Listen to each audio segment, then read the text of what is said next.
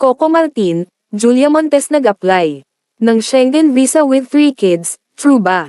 How true kaya ang kumakalat ngayon na chika patungkol sa pag-a-apply ng visa nina Julia Montes at Coco Martin kasama ang 3 anak? Usap-usapan kasi ngayon ang isang post mula sa Reddit kung saan inisplok nito na apparently ay nag-apply ang dalawa para sa Schengen visa at may kasama silang 3 dependent children.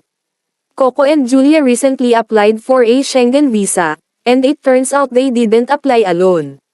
They applied with 3 dependent children. This wasn't speculation, this wasn't fan math, this came straight from embassy side confirmation during the processing, saad ng naturang Redditor. Pagpapatuloy niya, and let's be real, for years the public conversation barely reached maybe they have 1 child. That alone felt like a guarded secret. Finding out it's actually 3 feels like a whiplash. Chika pa ng Redditor, labis ang kanyang paghanga dahil talagang naging maingat sila sa naturang sikreto at walang kahit na anong nakalusot na intrigang 3 na ang anak umano nila Coco at Julia.